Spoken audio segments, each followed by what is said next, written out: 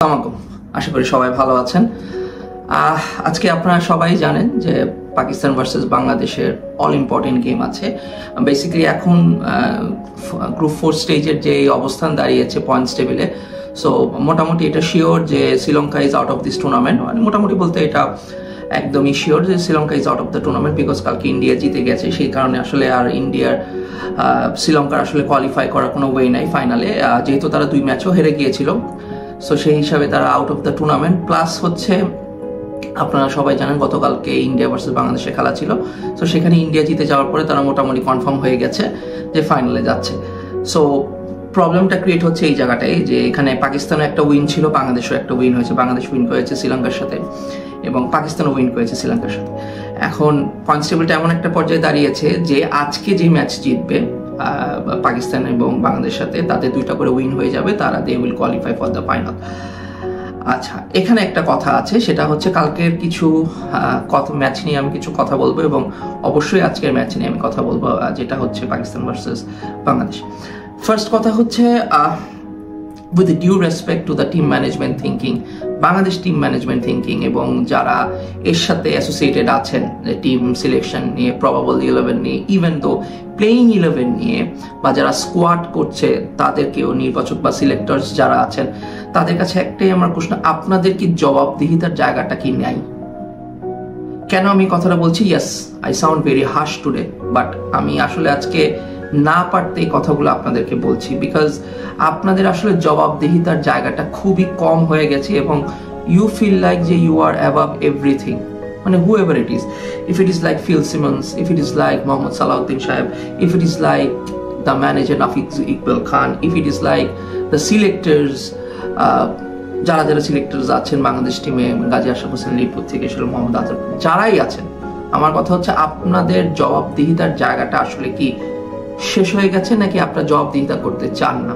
কেন আমি এই প্রশ্নটা আপনাদেরকে করছি আজকে? এই কারণেই করছি, জাস্ট বিকজ অফ কালকে এত বড় একটা ইম্পর্টেন্ট ম্যাচ, এবং এই ধরনের ম্যাচে আমি আমার ভিডিওতেও শেয়ার করেছি যে যখন এই ধরনের ম্যাচে কোনো প্লেয়ার ভালো খেলবে বা কোনো টিম ভালো খেলবে, ডেফিনেটলি ওই টুর্নামেন্ট বলেন বা ওই ম্যাচ বলেন, তারা ওয়ার্ল্ড ওয়াইড রেকগনাইজ হবে, কারণ we all know what kind of a team is India is. So আপনাকে এভরিডে ইন্ডিয়া বা অস্ট্রেলিয়া বা south Africa, they will not give you a chance, even England, to win against them. Not every day. Trust me guys, not every day. তারা everyday ফেইলও করবে না, তারা আপনাকে সেই সুযোগটাও দিবে না যে আসো আমার ঘরে, আসো বসো, ভাত খেয়ে যাও, খাওয়া দাওয়া খেয়ে যাও, তোমাদেরকে আপ্যায়ন করছি। No, they will not do that. আপনাদের যদি মনে হয় রেগুলারলি আপনারা হাঁটতে অভ্যস্ত অ্যান্ড জবাবদিহিতার জায়গা নাই, টিম সিলেকশনের জায়গা নেই, প্লেইং 11 কি হচ্ছে সেটারও আসলে কোনো জবাবদিহিতার জায়গা নেই, তাহলে ভাই আপনারা আসলে, আমি মনে করি আপনারা আল্লাহর থেকে ঊর্ধ্বে আছেন। কারণ আমাদেরও তো একটা জায়গা জবাবদিহিতার আছে, আমরা মৃত্যুর পর আমাদের ভালো কাজ মন্দ কাজের জন্য একটা জায়গা জবাবদিহিতা করতে হবে, কিন্তু আপনাদের তো সেই জবাবদিহিতার জায়গাটাই নাই। মানে আমার আজকে আসলে এই কথাগুলো বলার একটাই কারণ, মানে আমি কালকে 4টা চেঞ্জেস নিয়ে বাংলাদেশ টিমের আমি খুবই সারপ্রাইজ, এবং আমার কাছে মনে হয়েছে যে যারাই এই সিলেকশনটা করেছে বা যারাই এটার পিছনে আছে, তাদের আসলে সেন্স বা তাদের কি কাজ করেছে, আই রিয়েলি ডোন্ট নো। আপনি চিন্তা করছেন যে ঠিক আছে, আপনি লিটন দাস ইনজুর ছিল, সেটা আমরা আরো একদিন আগের থেকে জানি। লিটন দাস তার একটা ইনজুরি ক্যারি করছে, প্র্যাকটিস সেশনে ইনজুরিটা ক্যারি হয়েছে এবং এটা একটু বেড়েছে। Then he go for treatment, he went for the treatment ঠিক মতো হয়নি। Till 6 o'clock before the match team management waited যে না আসলে লিটন দাস খেলতে পারবে কি পারবে না, বাট ইভেনচুয়ালি সে খেলতে পারেনি, তার পেইনটা বেশি ছিল। আই আন্ডারস্ট্যান্ড, লিটন দাস খেলতে পারছে না, তার জায়গায় আপনি পারভেজ হোসেন ইমনকে দিয়েছেন। কিন্তু আমাকে বলেন যে যদি তাসকিন আহমেদ ফিট থাকে, why he is not playing? Discipline issue, others issue? Please tell to the people, সামনে আসেন, কথা বলেন। কেন আমি কথা বলছি? কোনো প্লেয়ারকে নিয়ে কথা বললেই যে আপনি ওই প্লেয়ারকে ছোট করছেন, it's wrong, it's totally wrong. We all are for our players, এটা আপনাদের বুঝতে হবে। আমরা প্লেয়ারদের এগেনস্টে না, নো। কিছু কিছু মিডিয়া পার্সন হয়তো বা এগেনস্টে কথা বলতে পছন্দ করে, তাদের হিসাব আলাদা, বাট ভাই সবাই এগেনস্টে না। যদি ডিসিপ্লিন ইস্যু না হয়, তাসকিন যদি ফিট থাকে, Taskin should be in the playing 11 or else. এরকমও কথা আমরা শুনছি যে তাসকিনের যে ইনজুরি আছে, বা তাসকিন, পৃথিবীতে এরকম অনেকগুলো প্লেয়ার আছে যার মধ্যে ওয়ান অফ দেম হচ্ছে তাসকিন, যে একটু ইনজুরি প্রন প্লেয়ার্স থাকে। ওকে, তাদেরকে সেভাবে টেক কেয়ার করতে হয়, তাদেরকে সেভাবে ম্যাচ খেলাতে হয়, ইভেন সিরিজ খেলাতে হয়, তাদেরকে সেভাবে রেস্ট দিতে হয়। I understand. তাহলে এশিয়া কাপে যাওয়ার আগে আপনাদের এই প্ল্যানটা করা উচিত ছিল। যদি ইন্ডিয়ার সাথে বা যদি শ্রীলঙ্কার সাথে এরকম একটা, বা পাকিস্তানের সাথে এরকম একটা সিচুয়েশনে গিয়ে দাঁড়ায়, তাহলে আমাদের তাসকিন আহমেদকে যেভাবে খেলাচ্ছি, এক ম্যাচ খেলাবো এক ম্যাচ রেস্ট, এক ম্যাচ খেলাবো এক ম্যাচ রেস্ট, তার বডি নিতে পারছে না, তাহলে সেভাবে আপনাদের ক্যালকুলেশন করা উচিত ছিল না? কোন সেন্সে তাসকিন আহমেদ ফিট থাকলে তাসকিন আহমেদ প্লেইং 11-এ খেলে না? ঠিক আছে, সেটাও আপনারা যখন, মানে আসলে তো জব দিয়ে তার জায়গা নেই, সো এটাও আমার আসলে বলার কিছু নাই। কালকে আপনারা সবাই জানেন it's a very slow wicket. আমরা সবাই জানি যে প্রথম দিকে ব্যাটিং করতে আসলে একটু ডিফিকাল্ট হয়ে যায়, পরের দিকে কিন্তু ব্যাটিং করাটা খুব ইজি হয়ে যায়। তো সেক্ষেত্রে আপনার, ঠিক আছে, মাহাদি হাসানকে আপনার স্পিনার, আপনার ইন্ডিয়ারা স্পিনার্সও খুব ভালো খেলে, তাদের টিমে আপনার কি বলে স্পিনার্স যারা খুব ভালো খেলে, ব্যাটসম্যান, তাদের সেরকম প্রচুর বড় লাইন আপ। আই আন্ডারস্ট্যান্ড, সেই জায়গায় আপনারা রিশাদকে খেলিয়েছেন, ঠিক আছে। মোহাম্মদ সাইফুদ্দিন, প্লিজ আমাকে ভুল বুঝবেন না কাইন্ডলি, মোহাম্মদ সাইফুদ্দিনের ক্রিকেটিং অ্যাবিলিটি নিয়ে আমার কোনো কোয়েশ্চেন নেই। ও বাংলাদেশকে সার্ভিস দিয়েছে অনেক বছর, এখন আবার নতুন করে টিমে এসছে, টিমের সাথে টিম ওকে ক্যারি করছে ফর 2-3 সিরিজ, কিন্তু ওকে তো ম্যাচ খেলাচ্ছেন না। সো একটা প্লেয়ারকে যখন আপনি রেডি করছেন না, শুধু প্র্যাকটিসেই রেখে রেখে ওকে রেডি করছেন, তাকে হুট করে এত বড় একটা ম্যাচে আপনি সুযোগ করে দিলেন, মানে কোন সেন্স থেকে? Except the last over of Saifuddin, 19th over, ওর অবদানটা একটু খেয়াল করেন কি করেছে।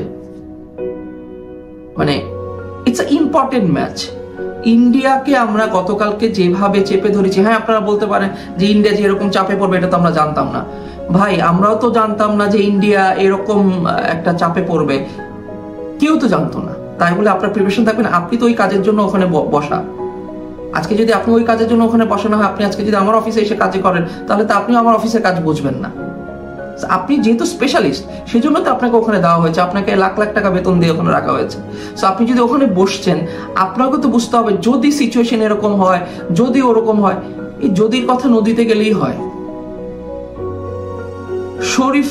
শরীফুল ঠিক আছে, ভালো খারাপ খেলছে, তার জায়গায় রিশাদ হোসেনকে নিয়েছেন, একটা স্পিনার এক্সট্রা অ্যাড করেছেন টিমের মধ্যে, ঠিক আছে, কিন্তু why Saifuddin is in the team?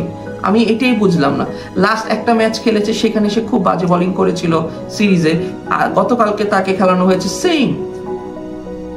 আপনি একটা প্লেয়ারকে হুট করে রাত্রেবেলা বা তার আগের দিন গিয়ে যদি বলেন you are playing in the 11 against India, ওরও তো একটু সময় লাগবে একটা জিনিস বোঝার, বিকজ ও তো অলরেডি জানে যে আমি টিমের সাথে যাচ্ছি, যেই টিম আমার মনে হয় না এই টিমে আমি সুযোগ পাবো। বিকজ এইরকম সার্টিনিটি তো আপনি 11 জনের বাইরে আমি তো দেখছি না, যে 11 জন বাংলাদেশ টিমে T20 খেলছে ফর লাস্ট 1 years বা 1 years, খুব রেয়ার চেঞ্জেস, 2-3টা চেঞ্জেস ছাড়া তো খুব ড্রাস্টিক চেঞ্জেস আমরা দেখছি না। কালকে আপনারা এত বড় একটা ম্যাচে চারটা প্লেয়ার চেঞ্জ করেছেন, এবং 4টা প্লেয়ারের মধ্যে আপনারা কোন সেন্সে কিভাবে চেঞ্জ করেছেন, including Saifuddin, I really don't know. I am sorry, আমি আবার বলে নিচ্ছি, আমি ক্ষমা প্রার্থী যদি আমার কথাবার্তা আপনাদেরকে কষ্ট দিয়ে থাকে, বা আপনারা হয়তো বলতে পারেন আপনাদের তো এখন একটা মুখে একটা মানে সুন্দর একটা কথা আছে টিম ম্যানেজমেন্ট থেকে শুরু করে একদম প্লেয়ার পর্যন্ত, যে আপনি কি ক্রিকেট খেলছেন, কতটুকু ক্রিকেট খেলছেন, আপনি কি ক্রিকেট খেলেন নাকি, আপনি কি বোঝেন নাকি? ভাই, বাইরের থেকে তো অনেক কিছু দেখলে বোঝা যায়। আমরা ক্রিকেট আপনাদের মতো হয়তো বা খেলিনি, হয়তো বা আপনাদের পর্যায়েও আমরা ক্রিকেট খেলিনি, তাই বলে যে বাইরের থেকে ক্রিকেট দেখলে আপনাদের এই নোংরামিগুলো বুঝবো না, সেটাও তো কোনো যুক্তিতে আসে না। যাই হোক, এগুলা আসলে বলে লাভ নেই, বিকজ যত বলবো তত খারাপ, যা চলে গেছে তো চলে গেছে। বাট কালকে আমরা একটা গোল্ডেন অপরচুনিটি মিস করেছি ইন্ডিয়াকে চেপে ধরার জন্য। কালকে আপনি যদি দেখেন সাইফ হাসান যে ব্যাটিংটা করেছে, দিস ইজ আনবিলিভেবল। ওর মতো একটা প্লেয়ার এসে অ্যাকসেপ্ট দ্য ফার্স্ট ম্যাচ, আমি সবসময় সাইফকে বলেছি সাইফ যে কোনো টিমের জন্য খুব ভালো একটা প্লেয়ার, বিকজ ডোমেস্টিকও সে এরকম খেলে এসছে, এবং সে কিন্তু টিপিক্যাল T20 প্লেয়ার না। ও একটু নিজে সময় করে নিয়ে then he can hit the ball all around the park, he can, মানে সেটা ও শ্রীলঙ্কার সাথেও শো করেছে, ও কালকে ইন্ডিয়ার সাথেও শো করেছে। এখন গতকালকে আমি যে ভিডিওতে বলেছি যে এই ধরনের ম্যাচে নিজেকে যখন প্রমাণ করতে পারবা, you will be recognised as a very good talent or player in the world. Same goes কালকে কিন্তু প্রত্যেকটা কমেন্টেটর বলছিল, প্রত্যেকটা ইভেন দ্য প্রেজেন্টেশনে এসেও কিন্তু প্লেয়াররা বলেছিল যে Saif Hasan played really well. যখন সাইফ খেলছিল they are all in under pressure. But এছাড়া সাইফকে হেল্প করার জন্য কোনো ব্যাটসম্যান ছিল? আমি তো 2-3টা ব্যাটসম্যানের আসলে গিভ অ্যাওয়ে উইকেট বলবো। ইমনের সাথে এত ভালো একটা পার্টনারশিপ, ইভেন ইমন একটা অপরচুনিটি পেল লিটন দাসের জায়গায়, ভালো শুরু করলো ও, এবং সাইফ হাসান কিন্তু একটা সার্টেন টাইম পর্যন্ত ইন্ডিয়াকে প্রেসারে ফেলে দিল, দুজনই খুব ভালো খেলছিল। ওই ওভারে, যে ওভারে ইমন আউট হলো, ওই একই ওভারে 2টা সুইপ খেললো, 3 নম্বর বলে ওকে সুইপ খেলে আউট হতে হবে, 2টা 4 আসছে, ইনফ্যাক্ট 8 রান চলে আসছে, 4 বলে 8 রান চলে আসছিল। কেন আমাকে ওই বলটাতেও গিয়ে আমাকে খেলতে হবে? ওয়াই? মানে দিস ইজ অ্যাবসলিউটলি, আমি স্ট্রেট অফ ইমনকেই বলছি যদি আমার ভিডিও দেখে থাকে, যে মানে কাম অন, মানে you have to think like, মানে আমাদের থেকে আরো বেশি আপনাকে থিঙ্ক করা উচিত। ওরকম সিচুয়েশনে আপনি 8 রান নিয়ে নিয়েছেন, you can go for a single or you can go for 2 runs as well. Why you have to hit for another 4 or 6? মানে একটা 6 হয়ে গেলে এখন বলবেন যে হ্যাঁ একটা 6 হয়ে গেছে, হয়ে গেলে তো আপনি কথা বলতেন না। ভাই হয়ে গেছে, যদি হবে, এইগুলাতে আসলে এইগুলা কোনো কথা না, মানে এইগুলা বলে কোনো লাভ নেই। আপনি আউট হয়েছেন সেজন্যই বলছি যে আউটটা তো আপনি হতেন না। আপনি যদি স্ক্রিজে আরো 1-2 ওভার থাকতেন, আপনার রাউন্ডটাও বাড়তো, ইন্ডিয়াও প্রেসারে থাকতো, সাইফ হাসানের জন্য ইজি হতো, বাংলাদেশ টিমের একটা ভালো অবস্থান হতো। আমরা তো পার্টিকুলার কোনো প্লেয়ারকে নিয়ে কথা বলছি না, আমরা টিমকে নিয়ে কথা বলছি। আজকে টিম জিতলে সবাইকে আমরা বাহবা দিতাম। এরকম আপনি নিজেকে নিজে প্রশ্ন করেন, আয়নার সামনে নিজেকে জানা করেন যে আপনি কি শট খেলে আউট হয়েছেন, কেনই বা এই শটটা খেললেন, কি দরকার ছিল শটটা খেলা ওই মোমেন্টে? Same goes with Shamim Hossain. ভাই আপনি অনেকদিন ধরে টিমের সাথে খেলছেন, অনেকদিন হয়ে গেল, ডোমেস্টিকে আপনার মতো ইনোভেটিভ প্লেয়ার খুঁজে পাওয়া যায় না বাংলাদেশে। আপনি you can play any shots, you like 360 AB de Villiers এর মতো, সবাই আপনাকে সেভাবেই রেকগনাইজ করে। But what is the performance in international cricket? আমাকে দেখেন 10-15-20 রান এর জন্য আপনি টিমে আছেন। কালকে এত ভালো একটা সুযোগ হলো, আপনি কি শটস খেলে আউট হচ্ছেন? মানে কোত্থেকে, কিভাবে, কোথায়? 1 বল 2 বল মাত্র খেলেছেন, আপনি এক্সট্রা কভার উপর দিয়ে মারতে যাচ্ছেন। মানে তাও আবার মানে মারতে যাচ্ছেন কাকে? বারুণ চক্রবর্তীকে মারতে যাচ্ছেন। আপনি বোঝেন ও হয়তোবা ওকে 2টা ওভার ও হয়তোবা কি বলবো, ও মানে বাড়ি খেয়ে গেছে, খুব খারাপ বোলিং করেছে, তাই বলে কেউ সবসময় খারাপ বোলিং করবে? এবং আপনার উইকেট নেওয়ার পর ওকে কেউ খেলতেই পারেনি। In fact same goes with Towhid Hridoy আসবে। ও আসলো, ও কিন্তু he is a that kind of a typical, ও কিন্তু অলরেডি ইন ফর্মে আছে। আমি বারবারই তৌহিদ হৃদয়ের কথা বলছি, he is in good touch. হ্যাঁ তখন হয়তো বা সিচুয়েশনটা হয়েছিল বল কম, রানটা বেড়ে গিয়েছিল, সে হয়তো বা একটু চান্স নিয়েছিল যদি কিছু একটা হতো। বাট স্টিল আই ফিল ওই সময় ওই শটটা খেলার কোনো দরকার ছিল না। Towhid Hridoy can bat till 20th over. ও যদি 20 ওভার পর্যন্ত, বা কালকে যদি সাইফ হাসানের সাথে ওই পর্যন্ত থাকতো, হয়তো বা ম্যাচের সিনারিটাও চেঞ্জ হতে পারতো। আপনারা যদি প্লেয়াররা এই জিনিসগুলো না বোঝেন, তাহলে আপনাদেরকে বোঝানোর মধ্যে টিম ম্যানেজমেন্টে যারা আছে তারাও হয়তো বুঝতেছে না, তারাও আপনাদেরকে বোঝাতে পারছে না, বা তারা আপনাদেরকে বোঝাচ্ছে, আপনারা এই কান দিয়ে ঢুকছে, এই কান দিয়ে বের করে নিয়ে যাচ্ছে। আর কত ভাই? এরকম অপরচুনিটি ইন্ডিয়া আপনাকে বারবার দিবে না, এরকম অপরচুনিটি অস্ট্রেলিয়াও দিবে না, এরকম অপরচুনিটি ইংল্যান্ড আপনাকে দিবে না। যাই হোক, গতকালকে খেলা যেটা চলে গেছে ওটা নিয়ে বাদ দিলাম। আজকের খেলা নিয়ে কথা বলি। আজকের খেলা আসলে তেমন কিছু বলার নেই। আজকে ডু অর ডাই ম্যাচ বাংলাদেশের। সো জাস্ট খালি টিম নিয়ে কথা বলবো। পাকিস্তান টিম নিয়ে আসলে কথা বলার কিছু নেই, বিকজ পাকিস্তান টিম লাস্ট ম্যাচে খুব ভালো কামব্যাক করেছে শ্রীলঙ্কার সাথে, এবং তারা এখন এমন একটা পজিশনে আছে they can qualify for the finals. So যদি পাকিস্তানের রিসেন্ট পারফরমেন্স আমরা দেখি, খুব জাহামরি তা না। আমরা এই পাকিস্তানকে হারিয়েছি, আমাদের হোম গ্রাউন্ডে হারিয়েছি, বাংলাদেশ সিরিজে হারিয়েছি, ইভেন আপনার কি বলে এশিয়া কাপেও আমরা গিয়েছি। সো পাকিস্তান যে খুব ভালো ক্রিকেট খেলছে তাও কিন্তু না। পরপর 2টা ম্যাচ হেরেছি ইন্ডিয়ার সাথে, দেন দে লস টু বা বাংলাদেশের আছে, ইটস ওকে। বাট পাকিস্তান এই ধরনের সিচুয়েশনে তাদেরকে আবার সুন্দর করে তারা গুছিয়ে নেয়, এবং তারা জানে কোন সিচুয়েশনে কিভাবে খেলতে হবে। যেহেতু তারা লাস্ট ম্যাচে খুব ভালো খেলে কামব্যাক করেছে, আমার মনে হয় এই ম্যাচেও তাদের সেই একটা মোরাল বুস্ট নিয়ে তারা কিন্তু বাংলাদেশের সাথে খেলতে নামবে। সো পাকিস্তান টিমে আমার মনে হয় না কোনো চেঞ্জেস, তারা সেম 11 নিয়ে নামবে, এবং সেম ভাবেই তারা আজকে খেলবে। তাদের স্ট্র্যাটেজিক্যালি হয়তোবা কিছু চেঞ্জেস হতে পারে, হয়তোবা তারা টসে জিতে আগে ব্যাটিং করতে যেতে পারে, কারণ যেহেতু ফার্স্ট হাফে এই ব্যাটিং করাটা একটু ইজি হয় না, বাট রানটা একটু বড় করতে পারে, অথবা তারা চেসেও যেতে পারে, whatever they like. But তাদের যদি ওভারঅল বলি, তাদের বোলিংও বলেন বা ব্যাটিংও বলেন, দুই সাইডে তাদের ইস্যুস আছে। তারা খুব যে কমফোর্টেবলি খেলছে তা না। দুইটা প্লেয়ার আমি দেখি যে খুব ভালো ফর্মে আছে, সাহেবজাদা ফারহান এবং ফাকার জামান খুব থ্রেট হবে যে কোনো টিমের জন্য। সো তারাও আজকে বাংলাদেশের জন্য থ্রেট। প্লাস নিচের দিকে যদি আসি, মোহাম্মদ নেওয়াজ কিন্তু অনেকদিন ধরে এই মিডল ওভার্সে বা লেট মিডল অর্ডার্সে কিন্তু পাকিস্তানকে খুব ভালো সাপোর্ট করছে। তো সেই হিসাবে কিন্তু মোহাম্মদ নেওয়াজও খুব ভালো ফর্মে আছে। অন দ্য আদার হ্যান্ড আপনি ফাহিম আশরাফও কিন্তু খুব ভালো সার্ভিস দিচ্ছে। সো ওদের টিমটা ইজ ব্যালেন্স, আমি বলবো না যে ব্যালেন্স না, but we can bit Pakistan.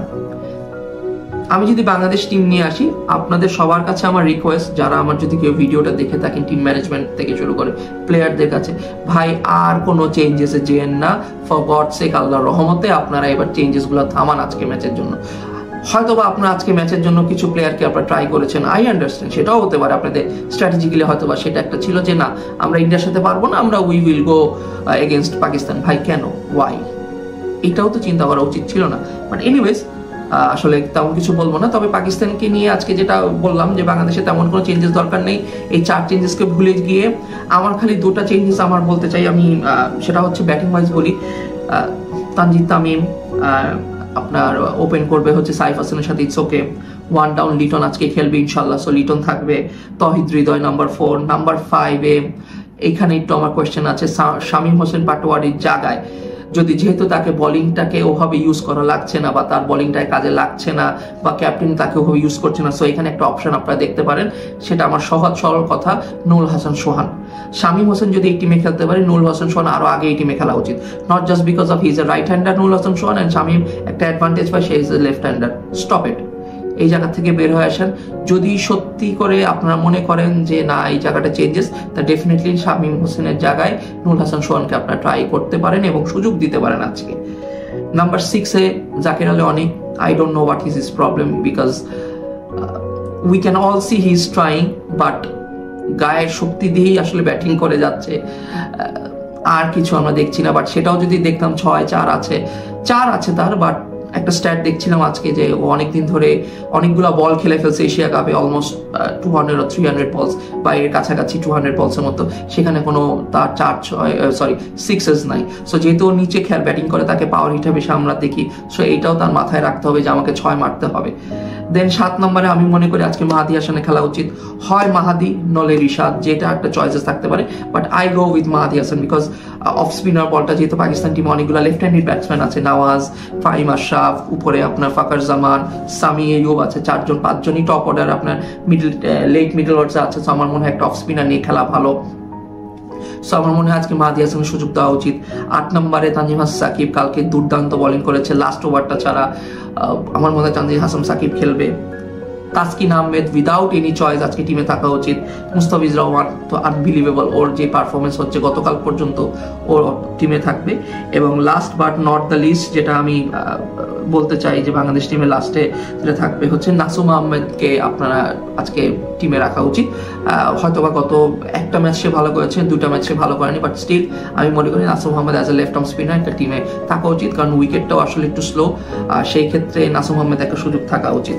So আর এছাড়া যদি আমাকে জিজ্ঞেস করেন আজকে প্রেডিকশন, আমার প্রেডিকশন ডেফিনেটলি বাংলাদেশে একটা জেতার অনেক ভালো চান্স আছে, because recent performance against Pakistan is really good বাংলাদেশে। বাট ইয়েস, এইটাও মাথায় রাখতে হবে, বাংলাদেশে এই ধরনের সিচুয়েশনে পাকিস্তান কিন্তু জ্বলে ওঠে, এভরি প্লেয়ার, ওদের ভিতরে গন্ডগোল বলেন, টিমের সমস্যা বলেন, কিন্তু এইরকম দিনে যখন তারা মাঠে নামে, তাদের কিন্তু একটা ইউনিট হয়ে খেলে। সো এটাও মাথায় রাখতে হবে। বাট সবাই বাংলাদেশ টিমের জন্য আজকে দোয়া করবেন।